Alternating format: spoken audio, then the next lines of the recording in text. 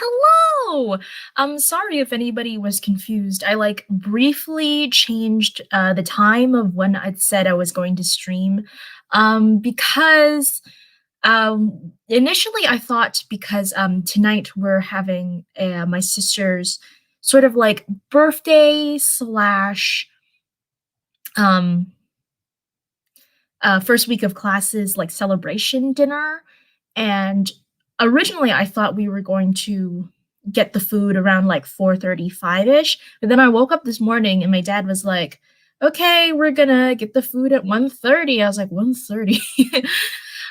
So I thought for a while I'd have to push the stream till later today, but I my mom ended up changing her mind, and cuz like the thing that pushed us getting the dinner food from like 4:30 to like 1 is that my grandma called this morning and she wants um uh, she wanted my mom basically to take her shopping, so we'd have to pick up the dinner earlier. And yeah. Wow, why am I blanking out right now? Oof. I warned in the description I might be still wiped out from my Winx Club video. I think I might be. And so yeah, so I thought I'd have to push the stream to later, but then my mom decided, it's probably just too much of an inconvenience for me to come along. It's just one more person to have to worry about. And so yeah, I can stream at my regular time. So that's my little story. I have not posted the new chapters of Winx Club yet. Technically, this is kind of a celebration stream to celebrate 100 subscribers. I like wasn't sure at first if I wanted to, because I already had the live stream scheduled, but I wasn't sure if I wanted to change it at first to be like 100 subscriber celebration stream, because I only saw that I'd hit 100 subscribers when right before I went to bed last night. You know, subscriber numbers on YouTube can like fluctuate. So I was thinking like, maybe I shouldn't jump the gun and say this is going to be the 100 subscriber celebration stream if I like wake up the next morning this morning and then like find I have like 98 subscribers. But I woke up this morning and I'm at 101 subscribers. So I was like, okay, yeah, this can be the like celebration stream. I'm not really doing anything special.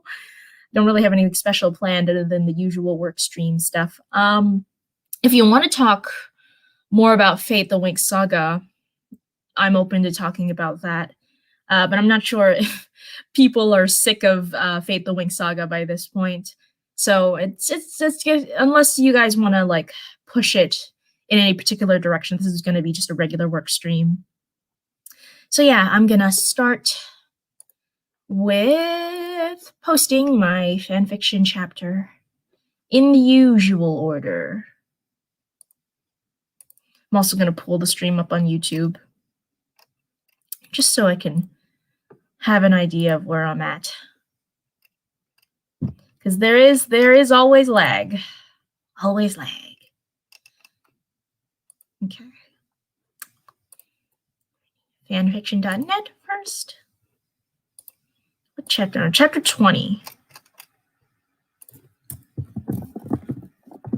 And for those interested, the links to the current fanfiction I'm working on, the Winx Club fanfiction, is in the description below.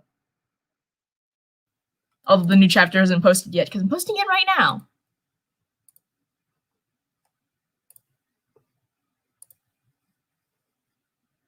Hi, Keela. Sorry. Hey, Solo. Sorry I'm late. You're not late. Don't worry about it. It usually takes about the first 5 minutes or so for like people to get the notification that the stream is live. So no worries, Keela.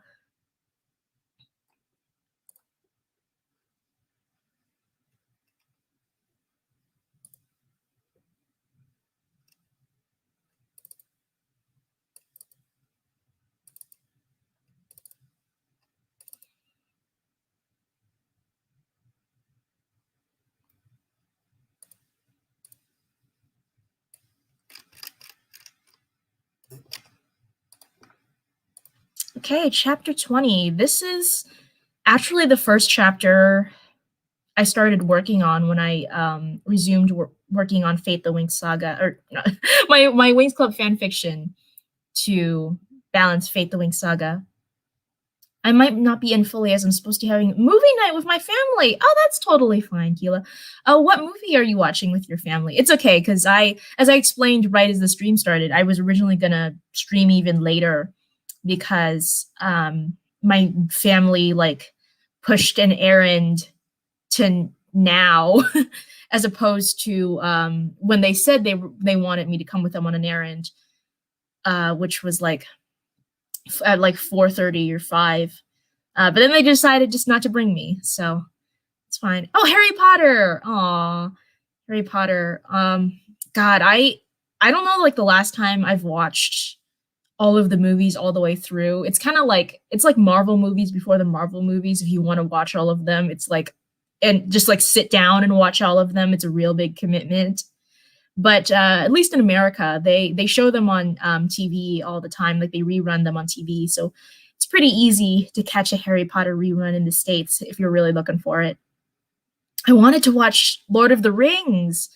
Oh, Lord of the Rings. I've Okay, true confession. I've read the books, but I've never seen any of the movies. Growing up, like my mom had the rule of I couldn't watch the movies until I'd finished the books, and it like I don't know why like Harry Potter was pretty easy for me to get through when I was a kid, but Lord of the Rings, for some reason, it just took me so long to get through those books. And so, like, by the time I was finally all done with them, I like had totally lost interest in seeing the movies. Maybe I should like try to see the movies because whenever I say I haven't seen the movies, like all of my fantasy and sci-fi friends all freak out. Okay, gotta. This is posting on fanfiction.net, so I've got to reinsert the paragraph lines.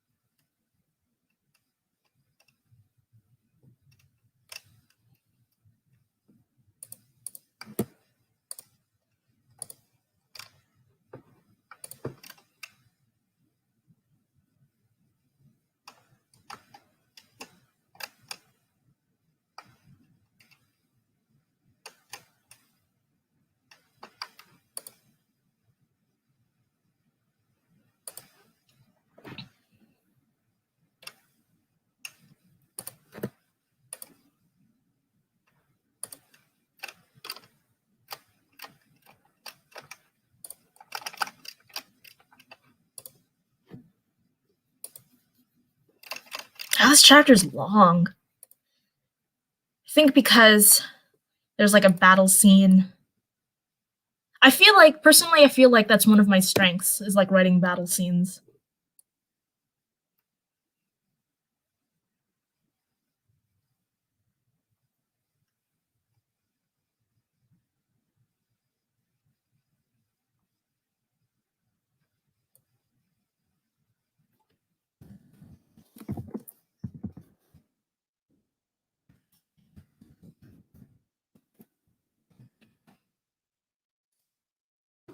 Wonder if there's a character limit to chapter titles. If there is, I've never. Oh, I think I might have hit it once on accident on fanfiction.net. I don't know about AO3 or Wattpad though.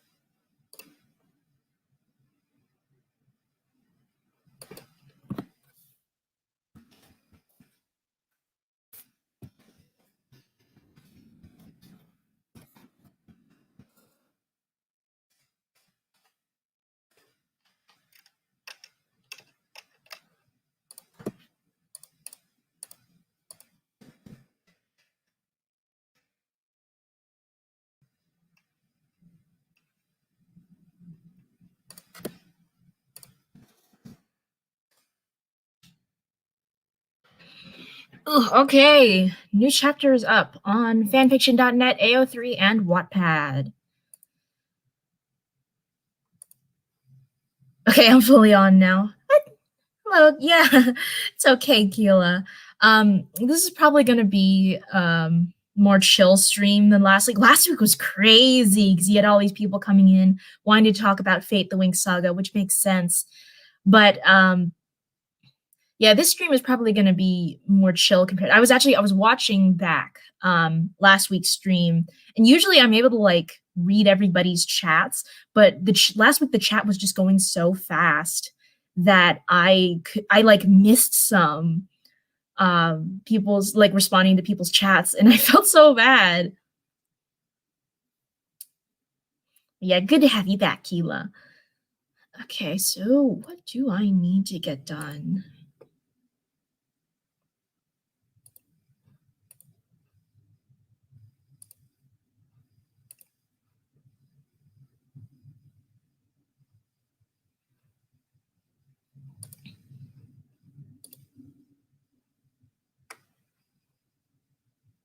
I am really behind on this closet declutter video.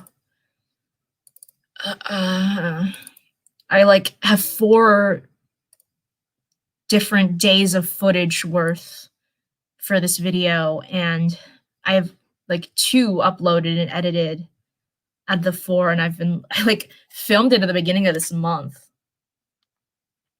Congrats on congrats on 100 subscribers. Thank you, Keela.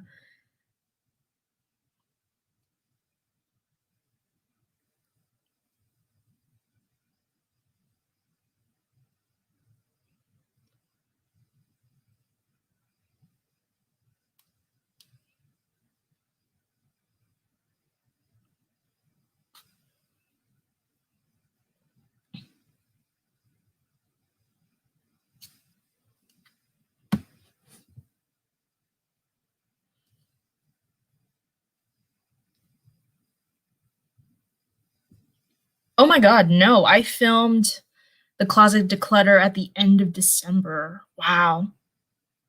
Wow, I am behind. I am so behind. I think it was partially Fate the Winx Saga. It was also partially me starting to do the writing Wednesdays every week. When did I start doing those? I think I started doing those after NaNoWriMo. So yeah, after in like December.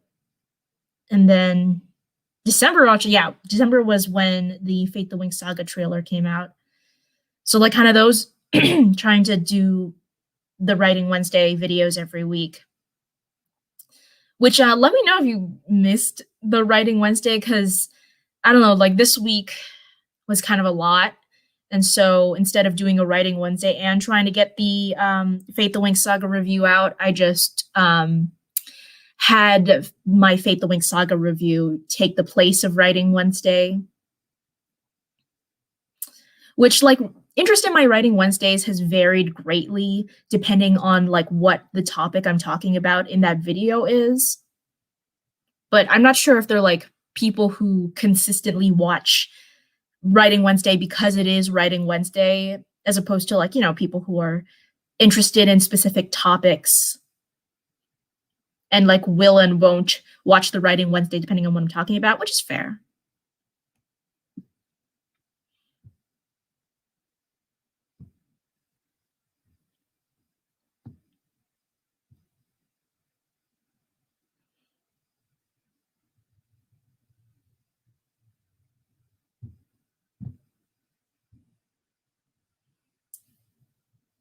I haven't watched your review yet, so what did you think about the transformation? I actually didn't talk about a lot about the transformation in my review. Just because I'm not gonna lie, I did watch other people's reviews before filming my review. So like so just to make sure I wasn't treading on old ground, and there were a lot of people who were like bashing the transformation or commentating about it. So I honestly didn't feel like I had a lot to say about it to begin with, but then after seeing other people's reviews, I really didn't feel like I had a lot to say about it. That's actually why also why I didn't comment on the outfits in Fate the Winx Saga at all, because Modern Girls, actually, I think her video came out either the day before mine or 2 days before mine. And she just did such a great breakdown of all of the outfits that I didn't feel like I had anything more to add to that conversation, so I didn't talk about the outfits at all. But yeah, my actual opinion of the transformation, eh, it contributes to my theory that this show was like running on a really low budget, and then in particular all the special effects. It was like I could also believe that they had a larger budget to begin with, and then like halfway through, even like going into post production where they already have everything filmed, but they're still working on the special effects, if that's when their budget got cut. Because the transformation obviously didn't look that, it looked like sort of like circa 2006 green screen. And yeah. I was impressed they were able to keep kind of like the red on red color coding, because if you've worked with green screen before, a lot of times like when you use the same color but in different hues, it looks really muddy. And they kind of did okay with that.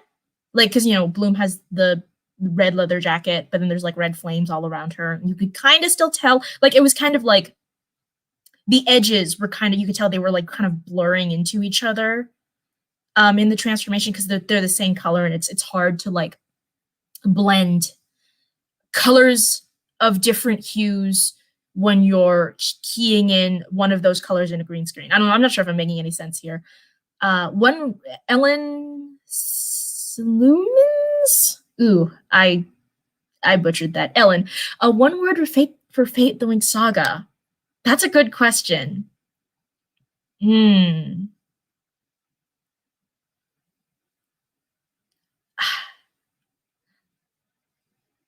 I know I said okay. I said okay in my review. It's okay. Another word that comes to mind though is competent, because it's like cliche and very predictable. Nothing really special about it, but nothing about it is like laugh out loud bad or like really obviously bad. Like it's not bad enough to make me angry. It's not bad enough to make me laugh either. It's like right in that middle of like, it did everything it was supposed to technically. It's like when you have like a C student who just does the bare minimum but still passes.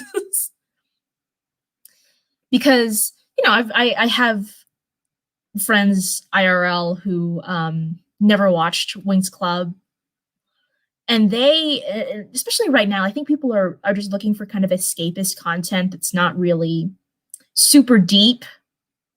And generally those kind of people I've talked to have genuinely enjoyed the show, and I'm not going to like let my feelings, negative or whatever, about the show like affect other people's enjoyment of it. If other people enjoyed it, like, that's great. Mainstream.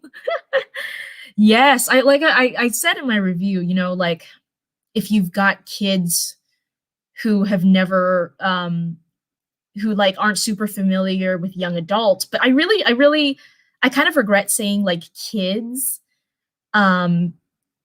because there are adults who like have maybe watched Harry Potter and that's it. So I really shouldn't have discounted the fact that there are adults who are not familiar with like young adult tropes, and who would genuinely enjoy something like Fate the Winx Saga, which, because I've talked to those people, they enjoyed the show. The costuming infuriated me so dang much.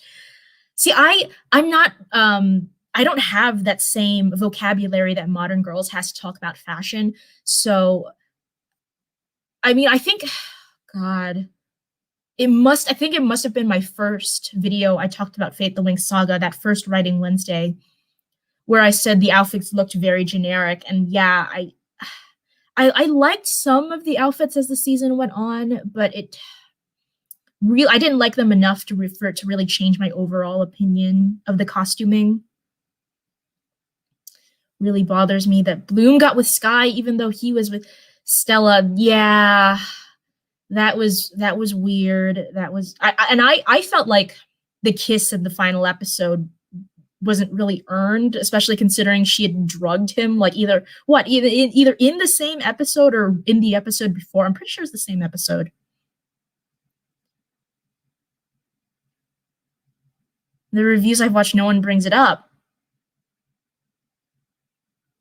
I'm trying to rack my memory, see if any review I've watched brought it. Because the thing is, like most of the reviews I watched, they don't really touch on the story, so that's what I focused on in my review. They mostly talk about like the outfits and like how faithful it is to the show. Which I mean, I talk about that too. But I like I said, I was trying to like cover ground that hadn't been covered already.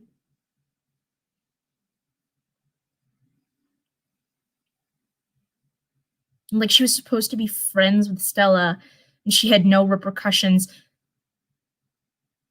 So I don't know because like it happened so late in the episode that like we don't really know what the repercussions were. It was weird that like yeah, Stella was like all buddy buddy, went to Bloom's house after the battle at Althea where she had kissed Sky, and I guess Bloom never brought it up.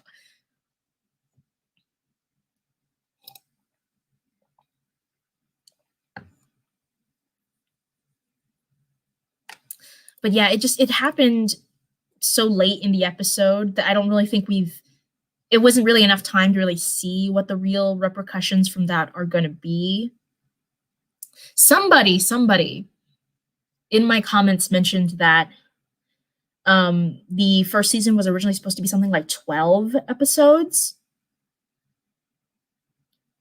And they cut it last minute, so we're basically like seeing half of the first season, which if that's true, I haven't found anything that confirms that. So I didn't want to like go running off with it as like gospel. But if that's true, that makes a lot of sense. Because yeah, there's especially early on, there were like a few things kind of swirling around like the fandom in terms of like speculation about the show that I just didn't want to talk about because it just hadn't been confirmed properly, or like how the people found that information was a little bit suspect, and so I didn't want to go running with that information as if it's like definite truth. So yeah, sometimes you gotta be very careful reading through the comments and be like, oh, but is that like confirmed, or like is it like an internet rumor thing, or did the way they find that information, is it kind of weird?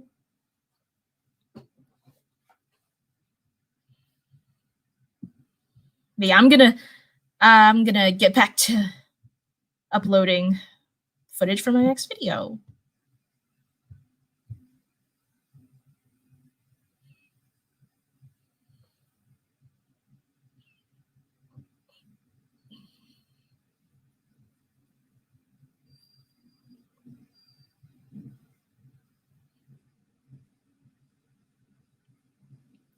It annoyed me that Aisha ended up being some snitch. See, I liked that like there was a kind of a disagreement in morality between at least some of the girls, because you know, like especially in the later seasons of Winx Club, I feel like the girls are all kind of treated as this monolith who like never have disagreements. But and it doesn't make sense in the context of like Winx Club, because in Winx Club, like Bloom and Aisha are actual friends who would like have an open dialogue about something like this before like yeah going to snitch to the professor.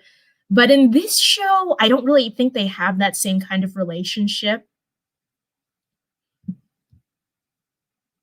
So personally, I didn't mind it within the context of the show, but like I can understand, like, especially with us knowing what the actual kind of canon of the original cartoon is, it comes off as weird. I don't know, I, like, try not to, kind of treat the canon of the original cartoon as the end all be all. I definitely feel with Winx Club, like, Winx Club could do with, like, a really good remake, because there's just like, it's not like it's this, like, lauded piece of television that's, like, perfect. So there's definitely places where a remake could have improved it. I just don't think the direction they chose to go with Fate the Winx Saga was really it.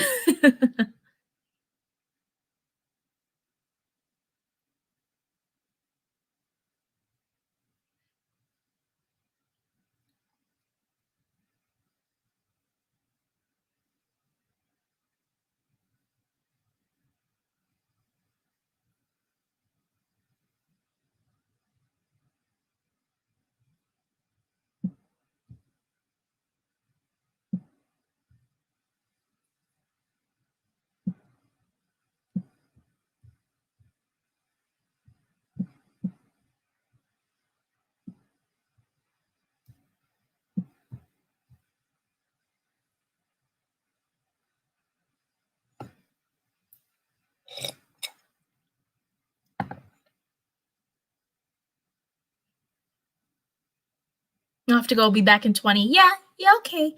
Keela, I'll be here, so no worries.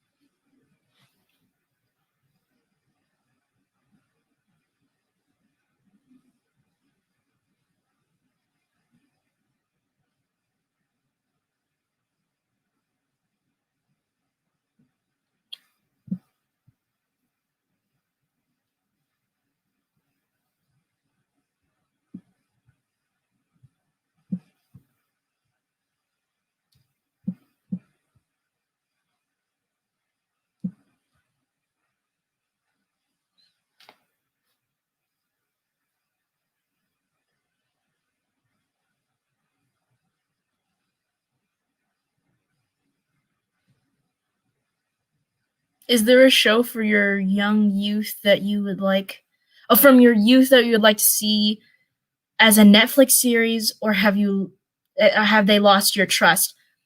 Mm. Mm. Ooh, that's a good question, Ellen. Well, so around the same time they announced, it wasn't even called Fate the Winx Saga, it was just called Netflix's Winx Club adaptation. Around that same time, they also announced that they were in the process of producing a Netflix adaptation of Avatar: The Last Airbender. And that's one of like my all-time favorite cartoons of all time, not just from my childhood. And from the way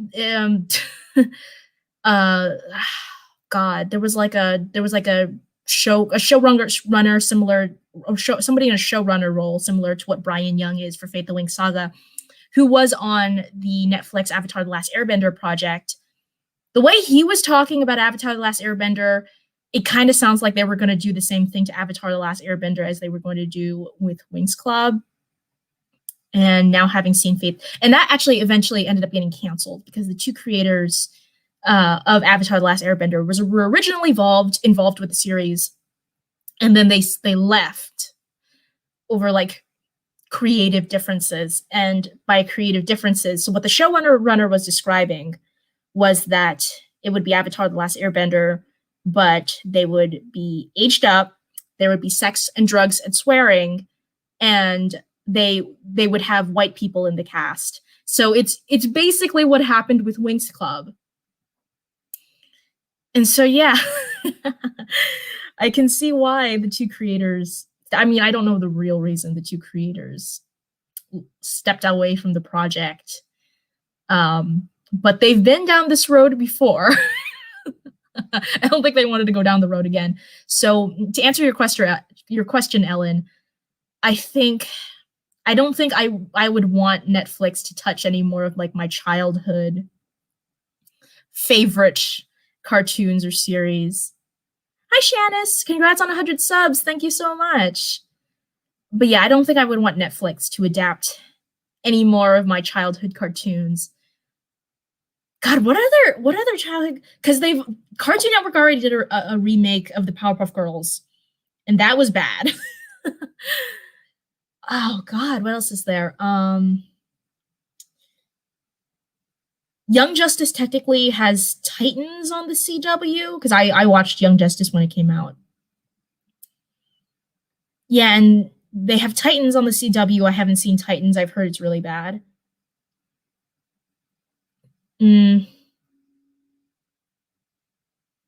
I would like a Legend of Korra live action thing, like for them to take a stab at Legend of Korra, but like actually do it right this time. Because like with like Crazy Rich Asians, which when did that come out? Like 2 or 3 years ago? I would hope that it's proved that a majority Asian cast can carry a successful movie. The last like big mainstream like majority Asian cast I can think of was like Joy Luck Club. That came out in like what, 2001, 2, or did it come out in the 90s? I don't remember.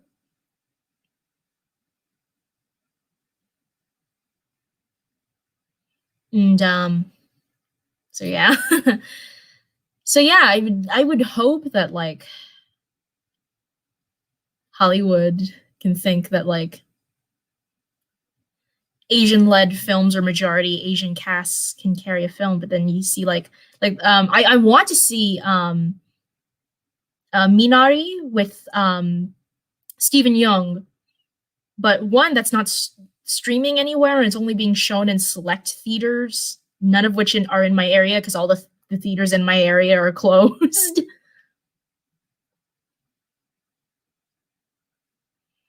Noted. Yeah, but yeah, what? Because they've like I thought I'd have to wait like 30 years. I mean, I guess it's not exactly been 30 years since like my childhood, but it's getting close. Um, Or this pandemic is just making me feel really old. I don't know. I like hid a comment on one of my Winx Club videos. I honestly don't remember. Um, that was something. It was something along the lines of, "I can't believe this woman who's almost 30 in all caps, thinks she can talk about Winx Club." It's like, how old do you think I am? Almost 30. But yeah, I thought I'd like, because there's it's the 30-year like cultural cycle is like what it's called. But I've heard people throw around the idea that like the internet has kind of accelerated the 30-year cultural cycle. So it like takes even less time for things to get remade, or ideas to be recycled, or like things to come back in fashion. So yeah, like because I'm all of the things I'm thinking from my childhood have actually already been remade or redone in some way. Um, Kim Possible had that live action movie like a year or two ago. I think it was last year. Last year, 2019. um, hmm. Nobody's done anything with Totally Spies, although Totally Spies was still running until a couple years. But then again, that doesn't really mean anything. Winx Club is still running, but they made a live action show out of it. So that doesn't really save anybody if you're still running. Oh God, what else? Um, ooh, Foster's Home for Imaginary Friends. That's really hard to do anything with that show. That show was just so like different. And then of course, like, let's see, the only Nickelodeon show I watched as a kid that hasn't had something redone to it at some point is Danny Phantom. Danny Phantom, yeah, because I was going to be I was going to be working on my fan fiction of Detroit Become Human before all this like Winx Club's Fate the Winx Saga was announced, and then I decided to switch to working on my Winx Club fan fiction. Before that, I was going to work on my Detroit Become Human fan fiction, and in that there is like an android who was like manufactured to be like a android pop star, and her name's Ember. So that's a reference to Danny Phantom. But yeah, Danny Phantom was the only show that I watched on Nickelodeon as a kid that hasn't had something redone to it at some point. Like, well, SpongeBob's still running. That's the thing. Like, SpongeBob still has like new seasons of the TV show, and then new movies. So like, SpongeBob's still going strong, even after all of these years. And then Fairly Odd Parents, I think, just ended.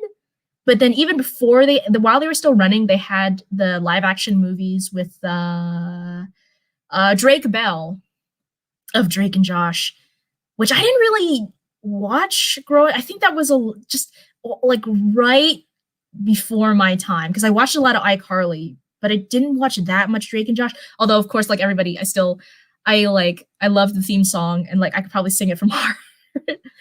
The whole thing, like including including like the bridge, which is not in the actual like intro of the show.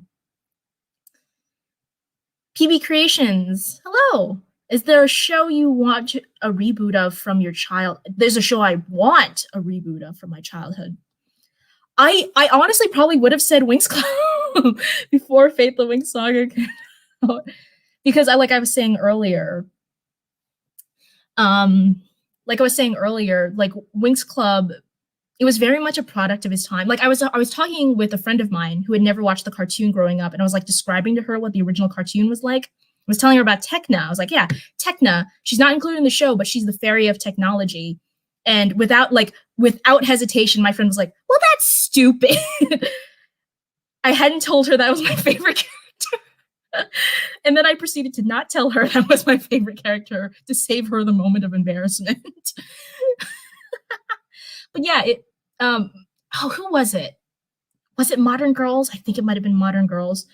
In her review, she talked about how the original Winx Club cartoon is very much influenced by fantasy futurism, which had a resurgence. Fantasy futurism is a genre that was popular throughout the like 60s and 70s. Although it technically started in the 50s, but it was like part of sci-fi throughout kind of like the 50s to the 70s, but it really got popular in the 70s. And then it had a resurgence in the 2000s, like I said, 30-year cultural cycle. And so you had this kind of like blending of technology and fantasy elements, particularly in girls' shows, because I always think of, no, maybe not. But there was another show I watched as a kid that kind of always reminds me of Winx Club. I always mix the two up in my head sometimes. Trolls with a Z. Not the like, I think there was another cartoon based off of the Trolls dolls in like the 80s or the 90s, but I'm thinking specifically of the one in the early 2000s, which was like like all girls, and they had like magic powers based on like the stones in their belly buttons. So like it's sort of like magic MacGuffin kind of Sailor Moon crystals, but they're like belly button rings. And so that show in Winx Club makes me think of fantasy futurism, because and I in my own Winx Club fanfiction, I want to make this joke at some point, because in Trolls they have cell phones that you can use to cast spells, and they're called spell phones. And I just thought that was just the most hammy, punny thing ever. Like, it, even to this day, it still sticks out in my mind. Oh, Mr. Vladis, hello, congrats on reaching 100 subs. Thank you, Mr. Vladis. Keela, what would you say your aesthetic is? Oh, but going on to complete my thought on fantasy futurism. Fantasy futurism isn't really embraced now the way it was in the early 2000s, and even when it was around in the early 2000s, I feel it was mostly mitigated to like cartoons and maybe the occasional live action fantasy show. I can't think of one off the top of my head,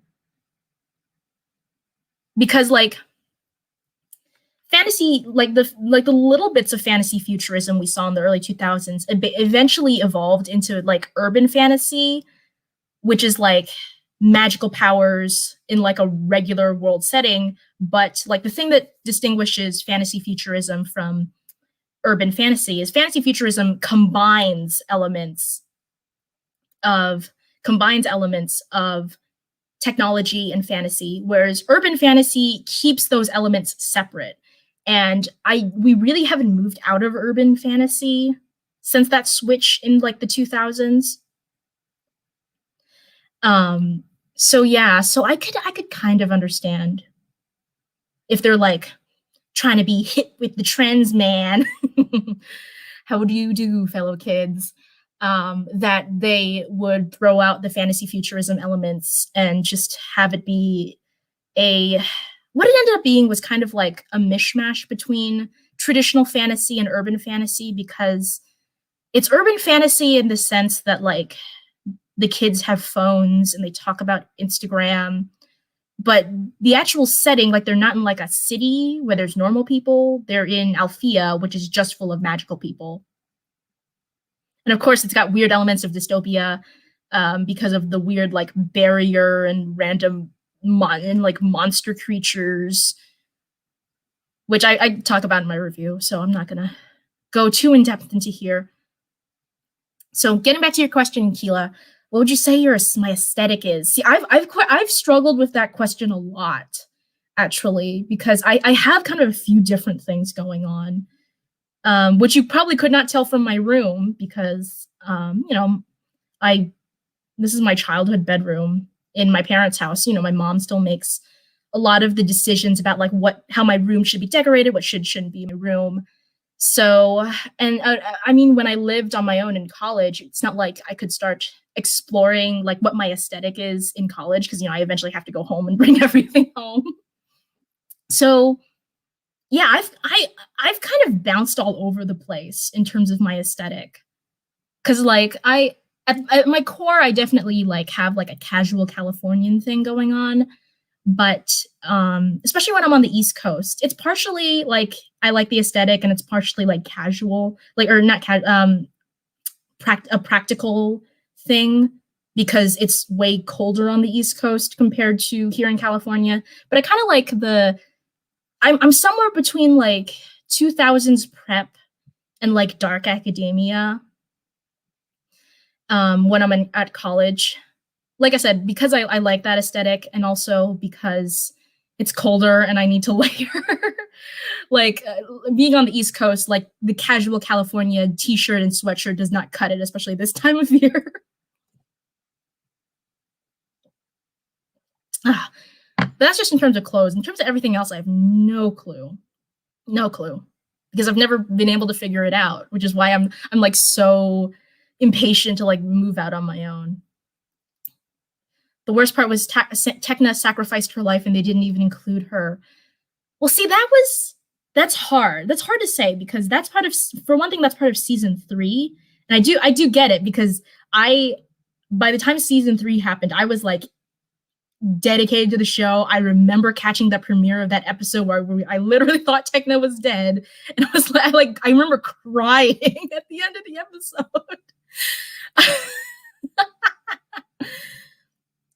And yeah, but like I was saying earlier, if they're not gonna include fantasy futurism and also like they're not going to include any plot elements from any of the old seasons of Winx Club at all, you can't. I know I hate it too, PB Creations. I hate that they left out Tekna because I feel like even if you like did some stupid thing where you like got rid of her technology powers and just like made her a fucking mind fairy like they did with Musa, like having somebody with like purple hair that's like so on trend. You would literally be doing the thing you're trying to do and connect with the kids, man.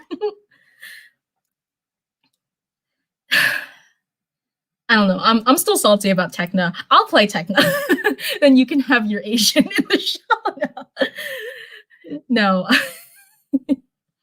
I'm kind of glad nobody commented it because I was a little nervous doing a like Musa inspired outfit for my Fate the Winx Saga review because I was worried I would get comments that like, oh, you should have played Musa because like in this situation it's a little complicated because obviously there's the element of whitewashing and it could like objectively be argued that somebody of my race would have been better suited from the role compared to the actor they got.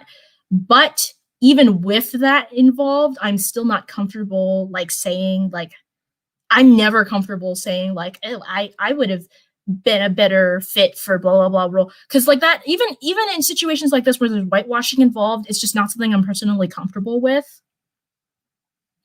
And so I'm glad like nobody said anything like that.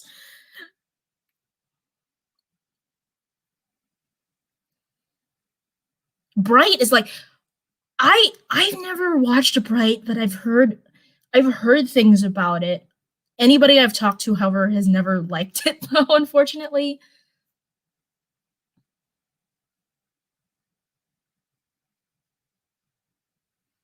I never understood aesthetics.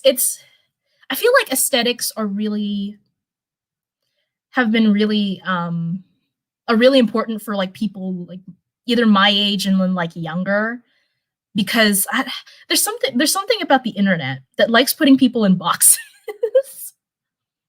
And so it's like because I got this question a lot in college, like what is your aesthetic? It's like you're either this, this, or this. It's like what table do you sit at during lunch? And I I understand the convenience of it. I understand like the utility of having aesthetics and like being able to very easily say, oh, I like such and such. And so also because of that, you're more easily able to find like people who share your interests. But also on the other hand, I don't think it like should be like a creed to live by. I mean, like it's just kind of like a fun thing that you like say, oh yeah, I like such and such aesthetic, and it makes it easier to search up online. But I don't think you should like live your life by whatever aesthetics you identify as, or one aesthetic, because most people just identify as one. So cottagecore and vintage 50s. Oh, yeah, cottagecore is really big. I know because I play Animal Crossing, so I've seen all the cottagecore stuff. And yeah, once I move out of my own, because I've not bought myself any new clothes since the pandemic started. So it's only like almost a year. But I want to get in on like the little white dress trend and get myself like a white dress. Because I don't think I've no, I'm almost certain I've never owned a white dress just because, my mom is very like adverse to like dirtying things or getting stains on them. So the few white shirts I have owned, like she cleans meticulously every time I wear them. So yeah, I'd really love to own like a white dress. The whitewashing was probably the worst. Oh, I've talked about this on other live streams, but yeah, I feel some kind of way about whitewashing because I acting is what I would like to do as a career. Once the industry is actually open, I went to school for drama. I still need to film this TikTok, but I finally got my diploma, even though I only just graduated in May. I graduated in May, but my diploma was stuck in the mail for like months, and I got it finally. But yeah, it says like, Kimberly Lum, drama major. Thought Bright was good. Maybe one day, because I generally like stuff Will Smith is in. So maybe I'll give it a try. It's on Netflix, so it's not like, yeah, I have to really search for it. Would probably be comfortable with gothic stuff. Ooh, like trad goth, new goth. There's lots of goth. I know because when I was like younger, like middle school, I I was like a goth, somewhere between emo and goth. Although I still like, but especially at the time, I liked a lot of metal, like Suicide Silence, that kind of thing. Um, but I was like goth and emo, but I could only be into the music because like my parents at the time didn't even let me wear makeup, let alone like buy like goth clothing because I follow who is it? What's her name? Of Herbs and Altars, who she talks about a lot of different stuff, or she or they. Should I don't remember off the top of my head, but they talk about like a lot of different topics, but the primary thing they talk about is like goth culture, the history of goth culture, just different aspects of goth, and they're a lot older than me. They're like in their 30s, and so they experienced kind of the golden age of goth in like the 90s and 2000s. Although some people would argue the golden age of goth was in the 80s, but but they also talk about like how back then it was really hard to get your hands on goth clothing. You kind of just had to thrift around for whatever. But by the time I was getting into like goth, you could already find this stuff all online really easily. But my parents wouldn't let me. I did not even set foot into a Hot Topic until I was an adult because I was just not allowed to. So yeah, that's the whole thing about aesthetics. It's like I've never really had a chance to like explore what my aesthetic is, just because my parents were a little more stricter growing up. I feel like I was cottagecore before cottagecore was the thing. Oh no, congrats! Oh, thank you. Yeah, cottagecore is a pretty recent thing. Although I feel like there's always been like an interest in like kind of like folksy, woodsy kind of things. Especially on like if you're like really into Pinterest, that kind of stuff has always been like the bread and butter of Pinterest. I guess what I mean is dark background, cathedral music, and dress in black. Hot Topic was the place to get it. Yep. By the time I was finally allowed to go to a Hot Topic, it was all like pop culture stuff. And I mean I've gotten like kind of like gothy like black like lace stockings from Hot Topic before, but all the other things I've gotten from Hot Topic, like whenever I need a really quick, I've gotten like a Ravenclaw sweater from Hot Topic, and so whenever I need like just a really quick Halloween costume, I'll just throw on a white button down and that Ravenclaw sweater and go as Cho Chang. So my quick and easy Halloween costume never fails. But yeah, I never was allowed into Hot Topic when it was like a place for goth people to go to. But yeah, I think I've talked about this with a lot of things, but I think like Hot Topic kind of softening their image and making their clothes kind of more about like pop culture stuff is like what allowed what made my parents like actually allow me to go in. Because like obviously in college, like when I was in college, like what the fuck are they gonna do? But when I'm at home, they still kind of have control about where I'm allowed to go. So if it was still goth stuff, I don't know if they would have allowed me to go. But now that it's like kind of softer, like there's like they said they have like the wall of Funko Pops. I'm allowed to go in now and flirt with a cashier. Have I ever actually? I say that as a joke, but have I ever actually flirted with a Hot Topic? I've wanted to. I don't think I ever have. Yeah, flirting with somebody at their job, even if like it might seem like they're interested, it could be they're just being nice for their job, you know. So I've never. My family is quite traditional. I love it that it's easy, but I don't. Family is quite traditional. I love it that it's easy, but I don't mind if others are not. Yeah, yeah. It's like it kind of does take the decision making out of a lot of things, but also you can feel like you're kind of trapped in it. And like I don't think my parents would agree that like they're on the stricter side in terms of like what they allow me to do. So I don't think they would be feeling comfortable about me talking about this. It's not like it's like, oh, you can't talk about like how we raise you, blah blah blah. The way I know some other strict parents are like, but it does feel kind of restricting sometimes, especially with COVID and just like basically living out of my childhood bedroom the past year. It really has made me realize like how my childhood bedroom really has not evolved with me, even when I did live here regularly before I went off to college. Because everything is just still kind of like kiddie and there's still a bunch of toys everywhere. And like, I'm also not really allowed to put anything up on the walls. Like, the only thing I have up is like this one anime poster I had signed by a voice actor. It's actually right above me. But I don't really have anything else up on the walls.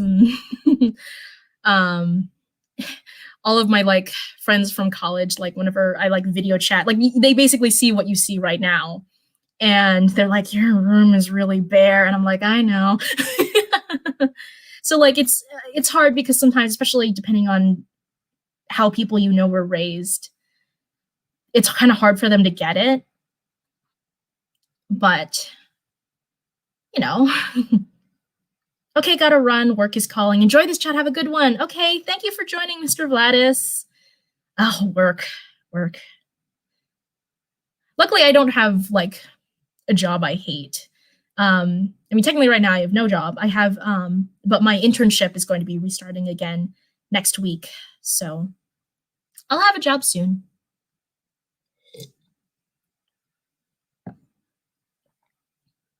I love interior design. I design for all my feeds. I designed for all my friends. But yeah, you like interior design. Oh, friends and families, houses and rooms. Oh, cool. Cool. I am so stoked. And I think this is partially like a sign of me getting older. I'm like so stoked for when I like not even have my own apartment because I don't think I'm almost definitely gonna be moving in with people instead of like having my own apartment right away. Jesus Christ. But yeah, I'm super excited for when I'm on my own and like I can decorate my own room for the first time. I I've been like I like occasionally to like if I'm feeling down, I'll like browse like the Container Store or like Etsy shops who like do different like cool decorations. And yeah, and just kind of like explore that for the first time. Or even like I like look at like a IKEA or something. So I've always wanted I'm not sure if I want the traditional Alex drawers, but you know, part of my channel is makeup, but I don't have like proper drawers. I have a set of drawers that I'm currently storing my makeup in. They're like these clear plastic drawers, and they're not meant for makeup. They were repurposed from they were where I used to store all my like folders and notebooks from when I was in school. And so I repurposed them for my makeup. But it's not an ideal situation because they're clear, so like light can get in. And I've noticed actually in the year I've had them stored in those clear bins that like lipsticks have been going bad faster in the clear bins because they get exposed to the sun all the time. So yeah, I'd really like, if not like the proper Alex drawers, then at least some like equivalent, something that's like opaque and will store my makeup a lot better. Yeah, but like, yeah, I've never even had a chance to even like think about something like that. So Keela, it's great that you've like designed different houses and rooms. It's awesome. Ooh, my voice is straining. I'm not sure how much you could tell in the Fate the Winx Saga review, but I've been dealing with like throat congestion for like the past couple of days. And it started of course, it started on the day I was planning to film my Fate the Winx Saga review. So that's why it like took twice as long to film that. It really should not have taken me into like going into the night to film that video, but just because I kept having to re-record because my voice would just get gravelly or I'd start coughing or something. So yeah, that was kind of rough to film through. But it was worth it. It was worth it. I'm pretty proud of that video.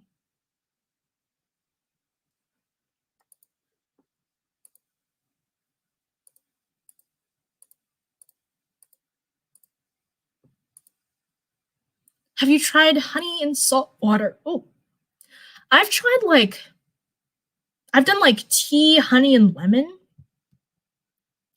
The thing is, I'm not sure honey and salt water. I've tried those separately actually because I've done like salt, like gargling salt water, and then I've done like honey tea, lemon, and sunflower oil, whatever. Like it's like a Chinese thing. I think it's specifically also like a Southern Chinese thing. Sorry, I'm a Northerner, and it's what we recommend for things like that. Oh, cool. But yeah, I'm not sure because it might. I don't think it's a cold. Because I literally have not left this house in at least 3 weeks. And so it's not like a cold. I have what's called chronic sinusosis, which is fancy science terms for constant allergies. And so even when I'm shut in my house for multiple weeks on end, I still get like weird kind of allergies just from living. And it's not as bad as it used to be. I used to actually have to take steroids for my chronic sinusosis. I had like 2 different inhalers. I had to take these like horse pills, like pills like the size of it is. But usually a regular allergy medicine now will take care of it. But yeah, sometimes I just get like this, unfortunately, where I just get congestion in my throat. So yeah, yeah, it's probably not a cold, or it's like anything having to do with like cold symptoms like sore throat. But yeah, it's interesting. Honey and salt water. Maybe I should try that like the next time I'm sick. Because the thing is, I am rarely ever sick ever. Like I get allergies all the time, but I'm never actually sick.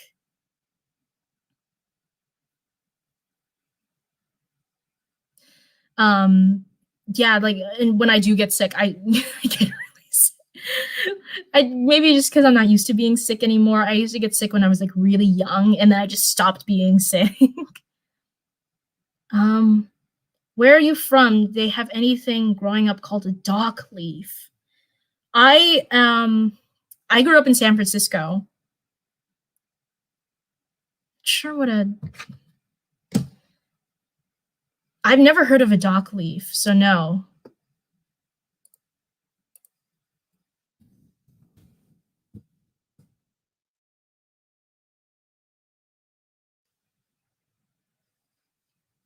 Commonly known as bitter dog. It's native to Europe. That's probably how you know about it, Keela. This doesn't look like anything I've seen before, so no.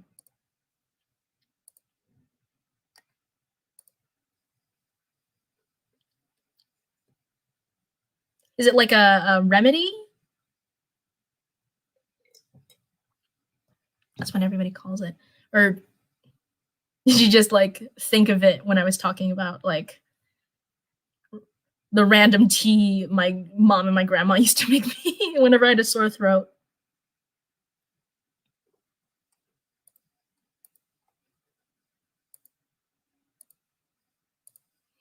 Yeah, if you grind it with hot water, it's good for you. Okay.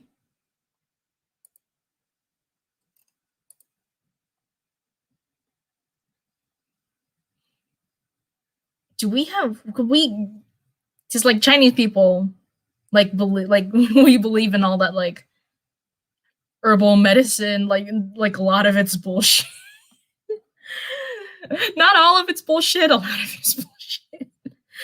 I know because a friend of mine in high school wanted to do his senior project presentation on Chinese herbal medicine, but he like had to abandon the idea because he like the second he did any research, he realized it was like all bullshit. um but like we do that a lot with like ginger. Like so we have like ginger teas and then we just straight up eat ginger. um yeah, the closest thing I can ever think of with like something like that is like ginger. They usually grow near blackberries and they also cure nettle stings. Huh. Yeah, I like looked it up very briefly and I don't think it's anything I've ever seen before. Cool. Although I have seen blackberry bushes. I've actually been to a blackberry farm.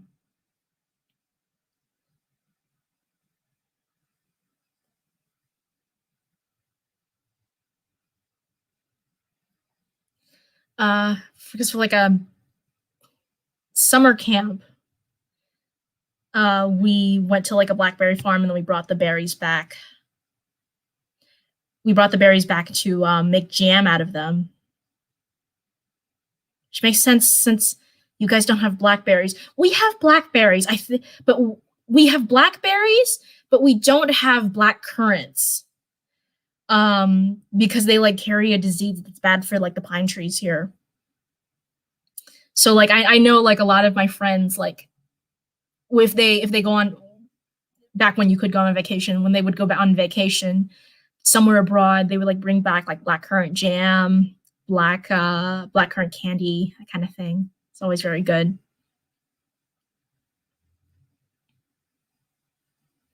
It's one of those things where you have it. It's what you're looking for. Oh, gotcha.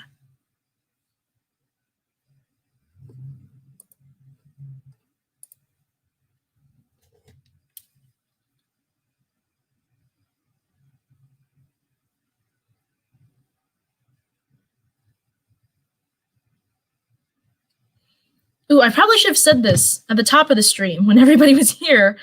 Um, Although most of the people in my live streams I've noticed are people who found me through either like writing stuff or like Winx Club stuff. So I'm not sure how interested people are going to be, but I did buy some of the Animal Crossing collection, so that's that might not actually be my next haul because I like I said I'm behind on posting my videos, so I have a couple of hauls going back pretty far that I still need to post, but you know, as soon as my Animal Crossing makeup gets here, it's probably the first thing I'm filming and getting out the door. So I might because yeah, I just got. So I've already I filmed my Yes Style haul back in October. That still isn't up. And then I just got my Cleona shadows, my single shadows from Cleona, the Angelica top 10 bundle. And then of course now the ColourPop stuff is going to be coming. It hasn't shipped yet, but ColourPop is pretty quick about shipping. And then it's in California, so I've never had issues with like ColourPop stuff arriving late because they literally ship like 6 hours away from my house.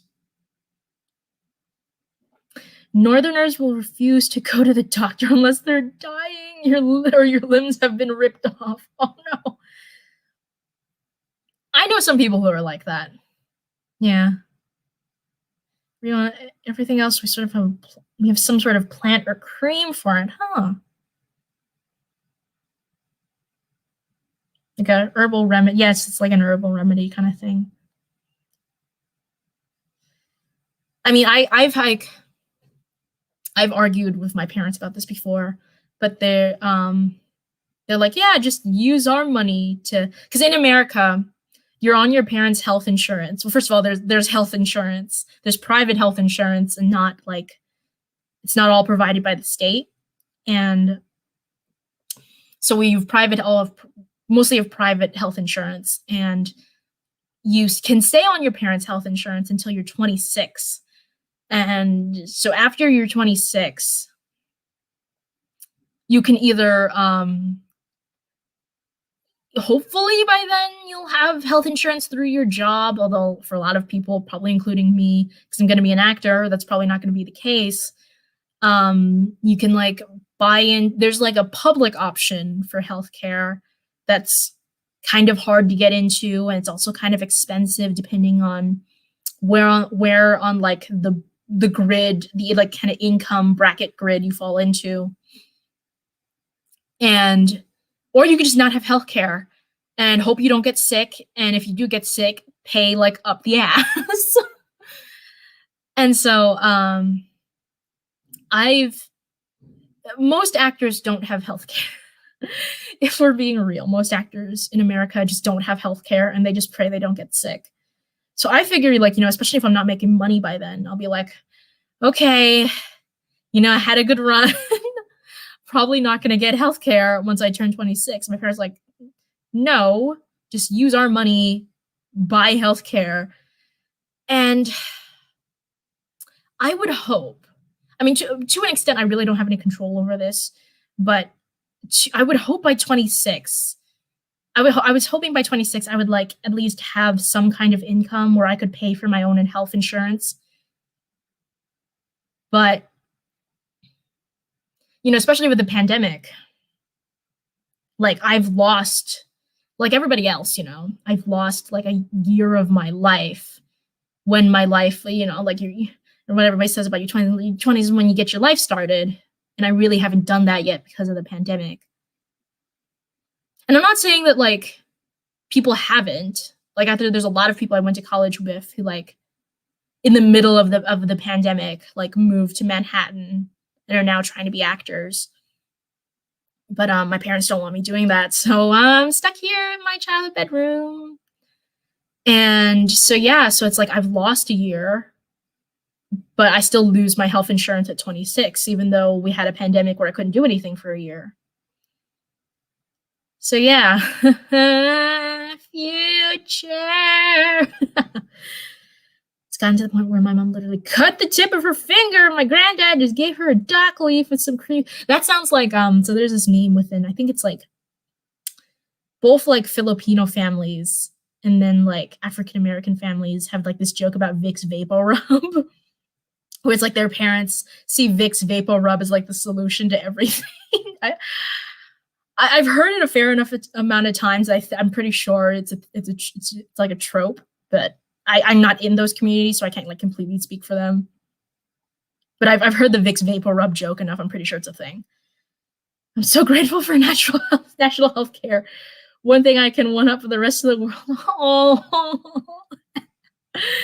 it's really just America that doesn't have some kind of national health care. Because I have a friend I went to high school with, and after high school, he and his like older sister immigrated up to Canada because they have family there, and they both wanted to go to college there anyway, so they ended up full time immigrating to Canada, and now they have healthcare, and I'm so jealous. I'm so jealous. It's not fair.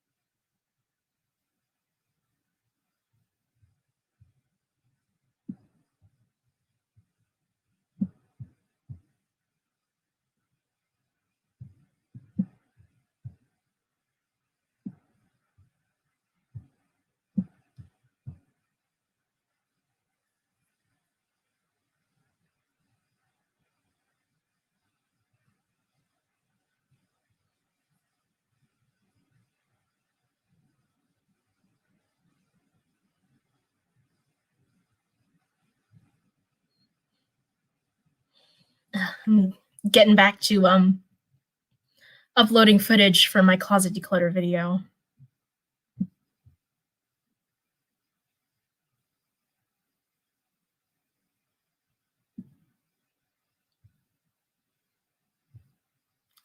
Okay, random question, but if you could live anywhere in the world, where would you live?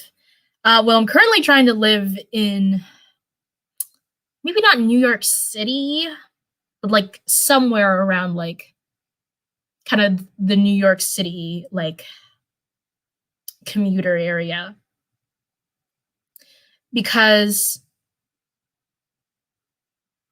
like I definitely like want to work as an actor in New York, because in America when you want to work as an actor, you basically have two choices. You have New York and you have LA. And I from what I know about the LA scene, if I can avoid working in LA, I'll avoid working in LA. That was more of a one-on-one conversation for us. Yeah, I mean, I figured this was going to be a more chill stream compared to last week, because you don't have like that kind of initial rush of everybody wanting to talk about Fate the Winx Saga, and then also my review wasn't up there yet. So it's like that live stream, that initial live stream was like kind of the one place where people could talk about Fate the Winx Saga. So yeah, now that's kind of died down. It's a quieter stream. That's fine. It means you get to talk to me more, I guess. But yeah, so yeah, if I could avoid working in LA, I'll avoid working in LA. Rather work in New York as an actor. So yeah, that's what I'm trying to do right now. I would be fine living in Manhattan, but my best friend, who we're trying to get like a cohort of roommates together to like move into a place together, she wants to live in Jersey City. Jersey City. Lily St. Regis from Jersey City. I'm named I'm named after the hotel. Which floor? Sorry, that's from Annie. Annie the musical. Uh, which was one of the last shows I did with like I used to work with the children's theater company before the pandemic happened, and that was one of the last shows I did with them. But yeah, she wants to live in Jersey City, which is I've I've been to Jersey City like once, so I really don't have a good idea. But she's from Jersey originally, which is why she wants to live in Jersey. So we might end up living there, depending on if we can find an apartment that everybody like likes and meets everybody's needs. But it's so hard. Oh, it's so hard.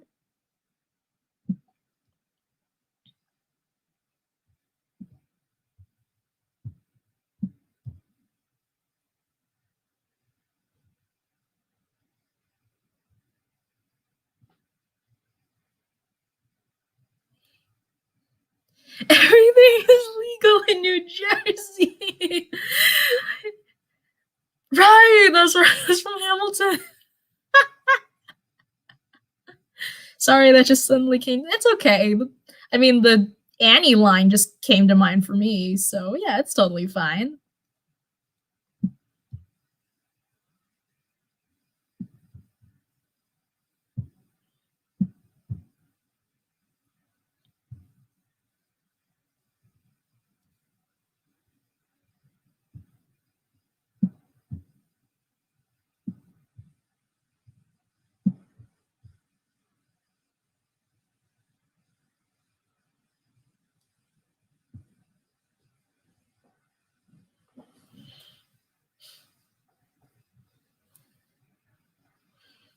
Oh man, Hamilton.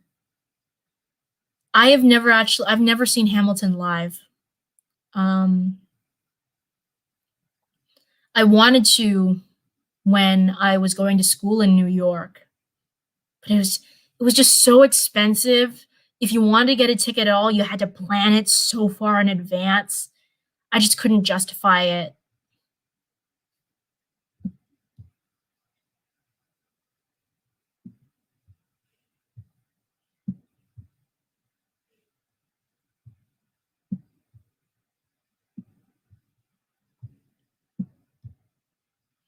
I saw it in theaters in March for a late birthday present. Wow, you saw it at like the very end, right before everything shut down. That's really lucky. Um, yeah, I saw a shit ton of theater in like um December to January because I did like a very short study abroad, first in Ireland and then in England. And we saw just a ton of theater, and I'm so I actually saw on Facebook a few days ago that it's like the 1 year anniversary of like my last day in London because I the study abroad trip ended in London, and I it was really expensive, but I don't regret it, especially now in hindsight, knowing everything that happened afterwards. I know I was like, phew. Yeah, I actually kind of the last big thing I did in March before everything shut down was I auditioned to be a character actor for the Disney College program. Um, and it was like a legit audition in like a Manhattan studio. It was the first time I've ever done something like an audition in a Manhattan studio. It was really cool. I'll never know if I got in or not because the park shut down like I think like a couple of weeks after that audition. And so I never got a yes or no back from them. But it's like one of those things like I got to audition for Disney basically. It was so cool. Yeah, it was kind of the last big thing I did.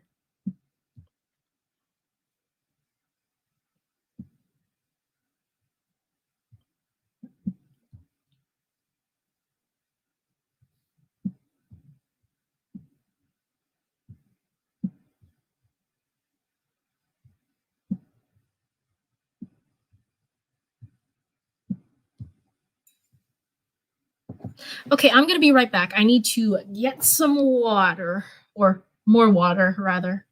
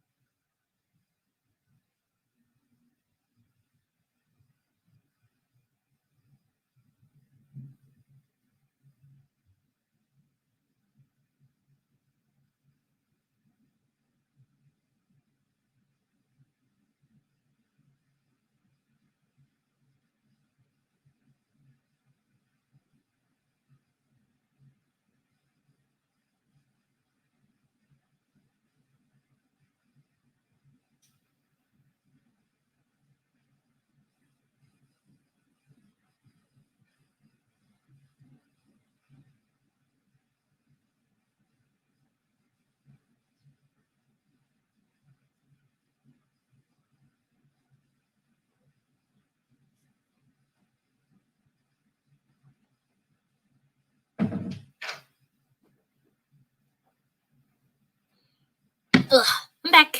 I'm back. Oy, oy, oy, oy. But I can still see I'm gone on my screen because of the delay.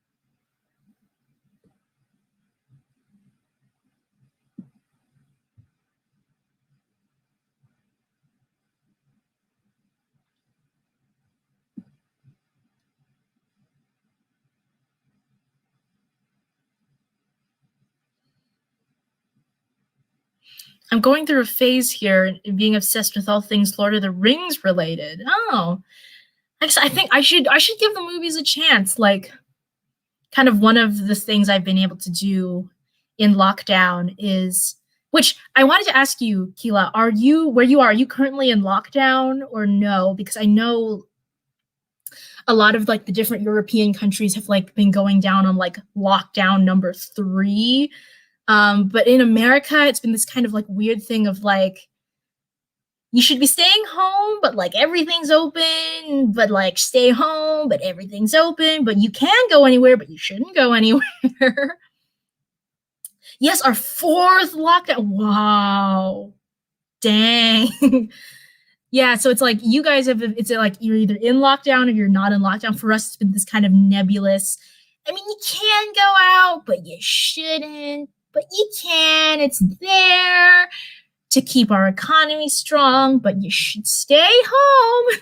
My friend sent me like this TikTok yesterday that was basically that, but it's like for people living in California where it's like everything's open, but like stay home, but everything's open and you should go, but you should stay home. It was so funny and so true. So yeah, I like the idea of just like being you're in lockdown or you're not in lockdown instead of this just like nebulous like thing of like you're allowed to go out but you shouldn't be going out. And so because of that, like my family has been treating this like a hard lockdown since March, and I'm just going like nutty. Because I would like a few periods of like definitely not lockdown so I could see my friend, because I haven't seen my best friend in a little over a year now, because she was actually, I saw her last time in London because she was supposed to be doing a full semester in London studying English literature. And of course, they ended up sending her home like in late March, early April. And she lives on the other side of the US. So I haven't seen her in like over a year. So, we thought we'd be seeing each other for our graduation ceremony. Obviously, that didn't happen. And um, lost my train of thought there. And yeah, but I haven't seen, and I have friends here in San Francisco, but I haven't seen any of them at all for like several months. Not since the pandemic started. I haven't seen anybody here in over a year. Obviously, that was because I was in college, but like coming up on like March, I will not have seen anybody who's not my family for like an entire year. I mean, luckily I have my family, so it's not like I'm like totally in isolation. That's partially the reason why I don't like have to go out, because my dad is over 65, so he's the one who does all the grocery shopping because he gets to take advantage of like the senior only hours at like grocery stores early in the mornings. It's annoying. We keep going in and out, and there's so many dumb. I could see how that could get repetitive of going in and out of lockdown like that. Yeah. I have. I don't have any friends who live in England, but I have a friend in Wales, and then I have a friend in Ireland. And it's, yeah, they've described it as just being like really annoying. In our third, basically my mind in a nutshell, should go out, no, should stay home. I know. I haven't seen any of my friends since all this started, but my sister was able to see some of her friends for like a quick like white elephant like Christmas gift exchange with her friends, because she hadn't seen her friends at all since the pandemic started. And I was really happy for her because we're both losing it. And I still haven't seen any of my friends, but I was happy she got to see her friends once. It's in our third lockdown. It was kind of like that. True. I'd seen one of my best friends in 2 years. Oh, yeah. Oh, I'm in that boat. Also, just even like pre-pandemic, it was hard to see, like, because I'm still kind of in contact with some of my friends from high school, but because I like pretty much all of my friends from high school ended up staying in California, but I started going to college in New York, and that's like two sides of the country. It's like It's like a 6 or 7 hour flight in between. It's about 3,000 miles, kilometers. It's like 1,500, a little bit more because kilometer is like 0.6 of a mile. But yeah, so it was hard to see my friends here already because, like people's spring and winter breaks ended at different times, and like people would be going back to school while I would still be in New York, or like I would be home but they would still be in school, so I couldn't see them. So it was already hard to see my friends here, and now with like lockdown it's just impossible. Hi Jeremy, thanks for joining the stream. I agree, it's better if they're clear and consistent with the lockdown rules so they have a chance for it to actually work. Yeah, but like California, I think that there's also in California, like maybe not here, in the Bay Area, we've been pretty good. Like it looks bad because we have a very high population, so we have a fair amount of COVID cases.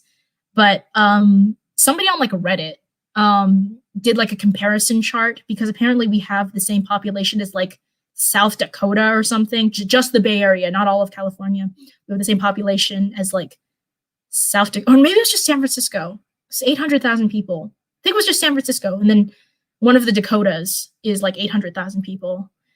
And us compared to them, like when you look at San Francisco's numbers alone, it looks pretty bad. But then you compare it to like North Dakota, where they really didn't have a lockdown, and it shows it could have been like way worse, unfortunately. So luckily, like the problem in California, it's all LA. It's LA. Because like California, what I was going to say is California has the added complexity of lockdown, of like the rules are inconsistent, but also there are just going to be people that like no matter what rules there are, they're just not going to follow them. So yeah. We were busy in all of 2019, so I didn't see her. And then 2020. Yeah. I could honestly say that about a lot of people. Because 2019 was a pretty busy year for me. It was like my junior year. And I was in the middle of getting my paper published in my college's regional labor journal, which is the journal, which is the journal for the School of Labor Economics. Labor economics being the study of employment. So yeah, that was a big year for me. So yeah. Things are pretty good in Australia. Oh, Jeremy, you're from Australia. What part of Australia? Oh, because I was just somebody DM'd me on Instagram saying they like watch my channel and they're from Perth. And I already had a friend from Perth. I have a friend from Perth. I have a few friends. I have one friend from Sydney and I have two from Melbourne. one of the girls I know from Melbourne, she's like, you call it Melbourne because you put it in the bin. It's pretty good in Australia, but we can't travel anywhere, so I haven't seen my mom and best friend in a year and a half since they're overseas. Where? Oh, you live in Melbourne. That's so funny. How do I know so many people from Melbourne? I guess just because it's like a big city. A lot of people live there. Yeah, because I know about like, it's like you can't like travel outside your district, your county, or whatever the line is. So yeah, technically we can't travel within like, I think it's like 300 miles or something like that, because I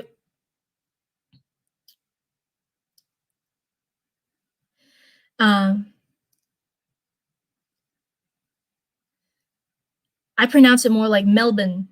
Yeah. Because like one girl I knew called it Melbourne, and then I noticed the other girl called it Melbourne. So yeah. they were all like people I met on earlier. I was talking about my study abroad to Ireland and England. Those were the girls I met on that study abroad trip, because surprisingly, like most of the girls on the study abroad trip, and we were all girls, were all from Australia. And so yeah, they taught me all kinds of like Australian slang. Like after we when we were in Dublin for New Year's, they all the Australian girls wanted to go to Macca's, which is McDonald's, and so we all after like drinking on New Year's, we all went to McDonald's.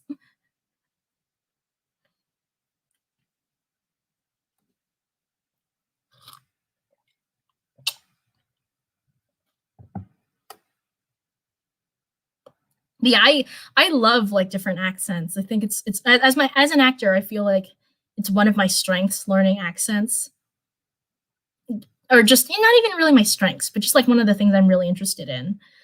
Um, because yeah, when I was on my study abroad, obviously we were both in Ireland, and then we went on to England, and so I would hear like those accents, and then of course like a lot of the girls in my study abroad were from Australia, and so I'd hear their accents. And I'm surprised nobody tried to punch me during my study abroad trip, because of just how much I was like trying to like repeat what they said to like get their cadence down. Like I would just hear people like talking on the street, and like under my breath I would like try to imitate them. I'm like, I'm so lucky nobody tried to hit me.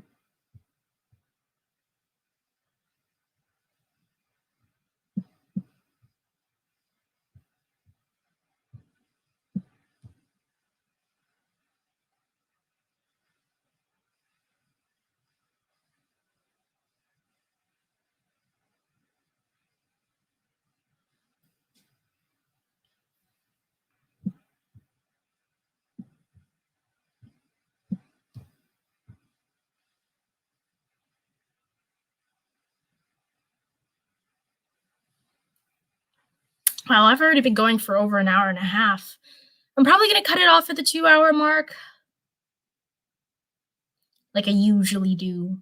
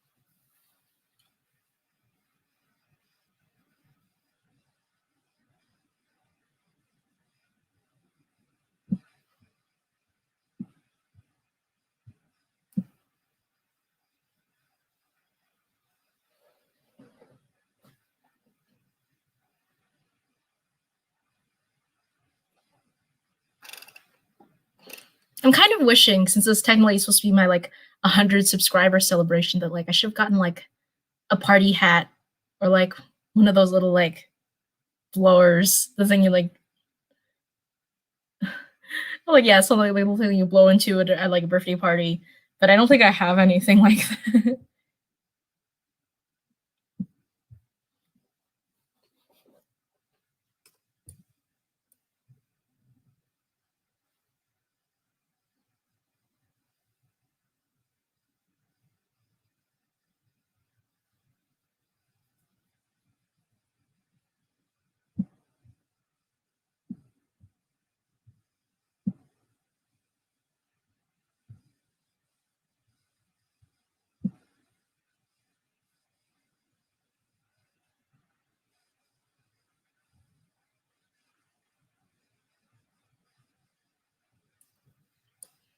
I'm curious, what kind of shows do you like besides Winx Club?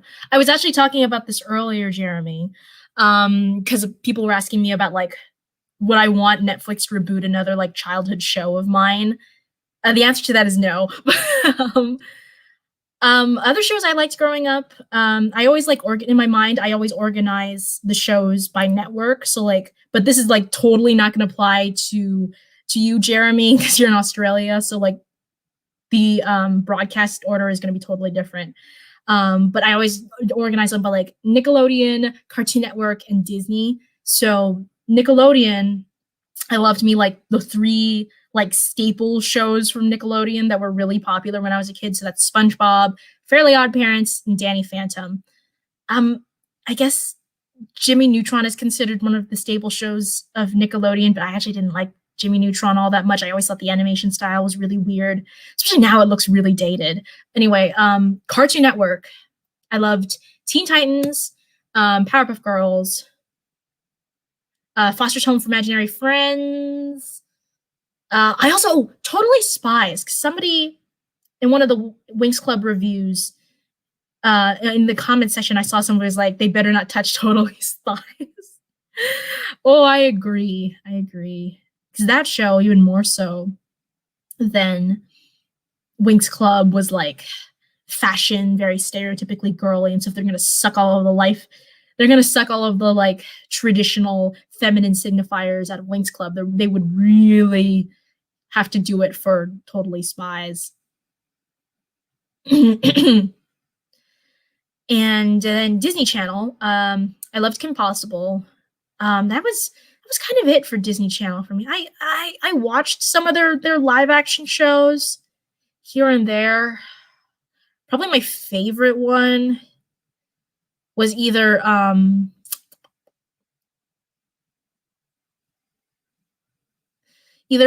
Montana or Sunny with a Chance, the one Demi Lovato was on. Oh, Wizards of Waverly Place. Why did I think of that? I liked Wizards of Waverly Place.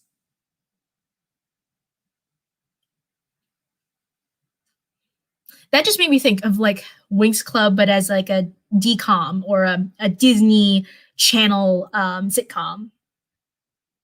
That would be really fun. I would think that would be really fun. It would fit the tone of Winx Club better than what we got on Netflix. So yeah, Jeremy, let me know what shows did you like as a kid? Did they like broadcast anything different in Australia that maybe we didn't have here in the US? Because I know with my Australian friends, we talked about the Wiggles a lot. um, because I guess I just never because I was a really little kid when I watched that show, and a toddler doesn't can't like think of like can't conceptualize the idea of like different countries and different cultures. But yeah, we talked about like the Wiggles. I was so jealous because they had actually seen them live, and like I guess they used to do like those like kiddie like concert shows. She grew up in Mauritius, but been living in Oz for 10 years. So I mostly watched Winx on YouTube rather than TV. That makes a lot of sense. Um, Actually, that's honestly what I've been hearing from like most of my viewers is that they watched Winx Club on YouTube as opposed to like actually catching it live on TV. Oh my god, Code Lyoko! I loved that show. Yeah, Totally Spies, Witch, and Code Lyoko. God, where did Witch even air? Because it was like weird because it was like a Disney subsidiary. It was like owned by Witch was owned by a Disney subsidiary, but it was never actually broadcast on Disney Channel, at least here. I think it actually might have aired on Cartoon. No, I don't remember where Witch aired in the U.S., but I remember Witch because I actually read the comics more than I watched the TV show. Yeah, it's in the Totally Spies in Code Lyoko. Code Lyoko was like Winx, where in the US it aired on like a kind of a fringe cable network, so it was kind of easy to miss. So when I talk about Code Lyoko here in the States, like most people have actually never heard of it. It's kind of like Winx Club, unless if they're my age at least. Because I notice the people, my like US viewers who comment on my videos, people who have heard of Winx Club tend to be younger because like the broadcast history of Winx in the US is that it aired on like this fringe cable network in the 2000s and then moved to like a main network, kids network in like the 2010s. So like by the time it started airing on a main network, like people my age had kind of grown out of it.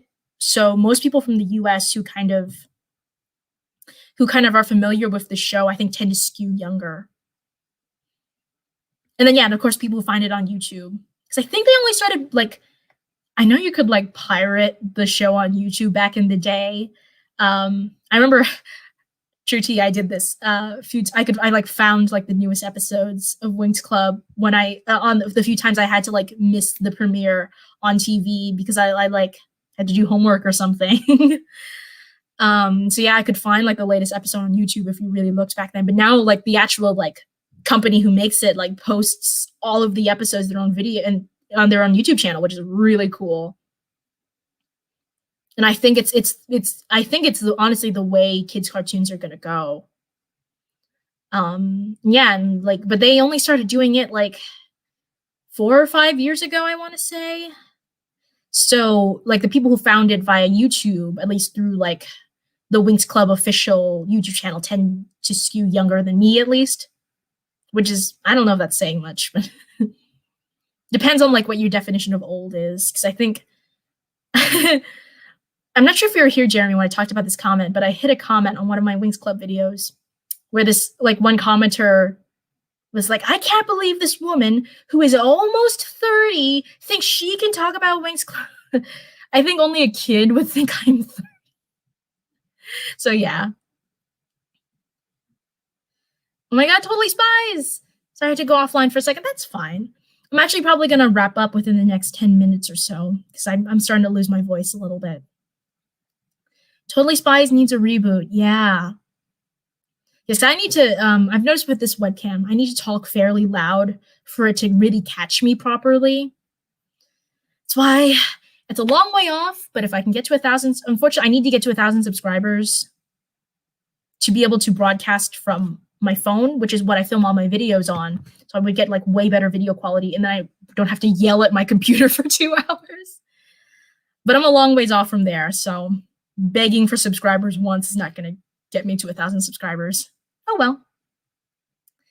Totally Spies, yeah, but Totally Spies needs a reboot. The thing is, it was on the air until like a few years ago, where it just kept going on and off hiatus, I think. And but they actually only just stopped making the show like a few years ago. So yeah, and that's it.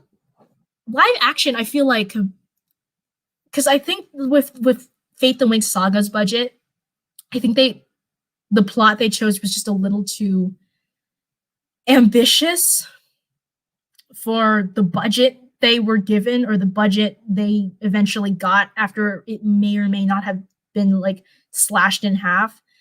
But I a spy show. Spies are a lot less require a lot less special effects compared to fairies.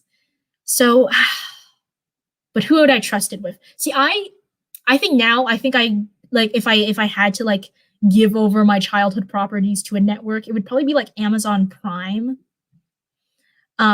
Because they did a really good adaptation of Good Omens, which is I think it's the one Terry Pratchett and Neil Gaiman co-wrote together.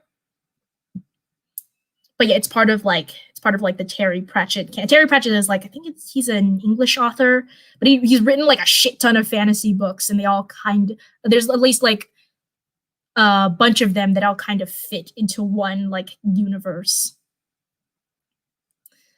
Yeah, they did a good adaptation of Good Omens. Is around 16 years old now, so I expected a lot of us would be in our 20s. That's what I thought. Because, like, when I initially did my first Winx Club video, I was like, I like made it with like people my age and my like people in their early 20s, thinking that's like the people who would be drawn to a video about Winx Club. And then I had to start like that first Winx video was when I had to start seriously moderating my comments, because before I kind of had a laissez-faire attitude towards my comments. But that first Winx video, I'm not sure if it was because it blew up or it's just because of the audience I ended up attracting. But I had to start seriously moderating my comments, because it's not like they were all like it's not like they were like purposefully like harassing me. It was just like you could clearly tell that a lot of these comments were written by very young children. And I don't know, like young children, you got to treat them with a different hand than you would with like full ass adults. Like there's certain behavior where if it's done by like a full ass adult, you're like, you're just like, fuck off.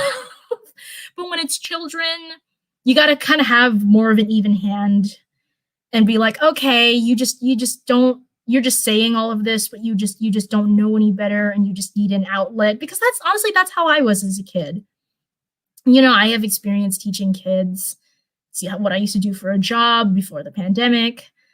And so yeah, so it's like you got to have more of a you got to take that into consideration. Sometimes I'll like, if a new comic comes in, I'll like look over it and then have to come back to it in a few hours, look over it again and be like, you know, because sometimes like I said with the like the whole like, I can't believe this lady who is almost 30 thinks she can talk about like, it's like it's so clear, and the avatar is like an anime cartoon character or something. Like it's very clear this is a very like, young male that just needs to be treated with like a more forgiving hand than you would like if like yeah, it's like an adult told you that, like fuck off. LOL, I'm 16. Winx, wow, Winx is as old as me. Oh, you're 16. Yeah, well, it's just because Winx never really stopped airing. So I think the like age range of the fan base is a lot wider than I initially anticipated. My family says I'm an 80-year-old at heart. Yeah, I got that comment a lot growing up, that I have an old soul.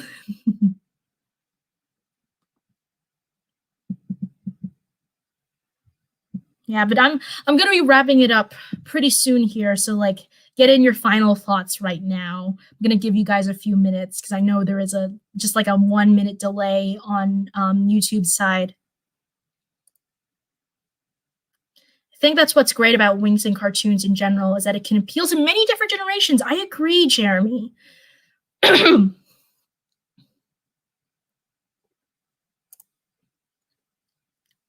I feel like, I don't know, because like, especially the early I think Winx Club has done a very good job like evolving with the times, because the early season Winx Club was very much a product of its time. And I think people my age like it for that, but that's certainly not for everybody. And like some people love like the later season Winx, and then some people like me, I season 2 will always be my favorite.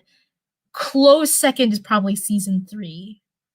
Um so yeah, and even though I can't get into the later seasons as much as I was able to get into the earlier seasons, like there's people who really love the later seasons. So it's like it's just something there's something there really is something for everybody to like. And like honestly, and like Winx Club, it's kind of like almost like Powerpuff Girls, where it's like because it's like a stereotypical like girl show, but kind of like yeah, like Powerpuff Girls and like Sailor Moon, where it's like guys can honestly get into the show too, and unless they have a very frail masculinity, not feel alienated by it, I guess. I'm sad you don't get more recognition. You seem more like a genuine human than most YouTubers do, which is refreshing. Season 1 is actually my favorite, which is kind of an unpopular opinion. But thank you, Keela. I don't know, like I don't like to like I don't know, this is why I could never be like a true commentary slash I could definitely never be a true commentary channel. I also could never be a drama channel because I don't like saying bad things about like people who kind of work in the same field or sphere as me. I just like even though this isn't a job, it just still feels kind of unprofessional. But I mean, there's also like people who really cross the line, like like like Jeffree Star, like Jane Doll, they can go fuck themselves. But generally, 99% of people like don't cross the line where I feel like justified in, like insulting them outright. But thank you so much, Keela. I do feel like because like I said, a lot of other people were like posting their Fate the Winx Saga review either before me or around the same time as me, or like they were coming out with like Winx Club videos, like I said, around the same time as me. And I do feel like that like twinge of jealousy, I guess, when like more established channels get more views than I do. But it's like you gotta look at it from a I don't want to say logical, but you got to look at it from not just a kind of a self an angle other than just from like the self, I guess, where it's like these channels are more established than I am, they have better production quality than I do, and they've just been around for longer and we've been able to build up that audience. And so like it's a human feeling to feel that like kind of jealousy, but also at the same time it's like what you gonna do, like I talked about her actually in the last Writing Wednesday. I talked about Fate the Winx Saga. Jenny Nicholson, I remember it's Jenny Nicholson, and I just saw on Twitter that because she's literally like the only person I whose Twitter I actually like kind of like watch for content. I like don't even have a Twitter account. I will literally like look up her account independently because that's the place where she posts updates about her videos. And she's making a Winx Club video, and that like made me intensely nervous because she and I have very different, or not different, similar styles of like presentation and very similar video styles. Actually, we both kind of like do the thing of like sitting in the bedroom and just talking. But she is far more experienced and has a way bigger following than I do. We're also both from the Bay Area, which is cool. But like made me intensely nervous because it like made me feel like worried that like once she posts her video, it's just going to be so much better than mine and just make everything I said in my video irrelevant, which is probably going to be true. But I don't know. It shouldn't overwhelm me to the point where like I stop making content, because that's like not the point in the end. Like it's easy to get caught up in those feelings, but it's not why I'm here at the end of the day. Man, that was a rant. But yeah, season 1 is actually your favorite. I I don't know how much of an unpopular opinion that is. I mean, when I was really into the fandom, we only had seasons 1 through 3 to really compare to. So yeah, I one of the things I found difficult when researching for the Winx Club videos is I had a hard time finding where like fans really of Winx Club really congregate, because it used to be there was like a Winx Club fan forum, and that was like the place to talk about Winx Club. There wasn't anywhere else to talk about Winx Club. Everybody went there. But now there's just so many different places. Like there's like Instagram accounts, there's like DeviantArts, there's like people who comment on like YouTube fan videos, like mine, I guess. And it's so scattered. There's kind of like no comprehensive place to go for information, really. And so it just made sort of like getting a sense of what the fandom is like now, it was just so difficult, at least compared to what I was used to as a kid. So yeah, I'm not sure if that's an unpopular opinion. I like season 1. I can understand why you like season 1, because it's like introducing the world, introducing everything. It's like probably the easiest to get to. I feel like you actually do have to watch season 1 if you want to jump in to like the other seasons. It's not like, even though they kind of try to build the later seasons as if you could just jump in, I feel like certain things you'd be like, what? Jeffree Star and Shane Dawson suck. Okay, I'm only saying this because it's the end of the stream, but I've been like going back and forth about whether or not I should make a video about this. But I I used to be a fan of Shane Dawson way back in the day. I was like stupid. I was a fan of him because I was stupid, basically. I was 8 years old and I was stupid. I was an idiot. And just like all of like the really offensive stuff just went right over my head, unfortunately, at the time. And like, yeah, I look back on like these videos I used to think were funny, but I didn't really know why they were funny. And I cringed so hard. I actually think I used to have a t-shirt of his too, which is like doubly embarrassing. Oh, childhood me sucked. I actually prefer the smaller channels because the YouTubers always take time to interact with their viewers. That is true. I do notice that across the board. Like smaller YouTubers. But smaller YouTubers, they have kind of more time, and it's even like I was saying with like my Winx Club stream last week, where I was talking about Fate the Winx Saga, like all of the, even that, I honestly didn't have that many people in chat, but like all the messages coming in at once was really overwhelming for me. And like I was getting upset because I like missed a few messages.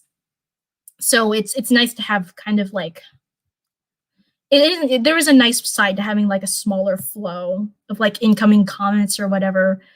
It's just so much more manageable. But also on the other hand, like you look at some of these bigger YouTubers, and I do say some, not all of them, but you look at some of these creators and you get why they're so popular.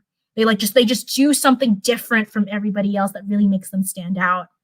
And so I don't want to discount that either, that like it's not like that like all big YouTubers have nothing to offer. It's just their fan base has grown to such an extent that just on a human level, they can't respond to every comment anymore. They can't engage as like actively as they used to, just because it's just for your brain, it's so overwhelming. But yeah, I think that's where I'm gonna end it, you guys. Thank you so much for coming to my live stream, my work stream, my celebrating 100 subscribers stream, and I'm probably gonna lie down, watch some Cream Heroes, and I will see you next time.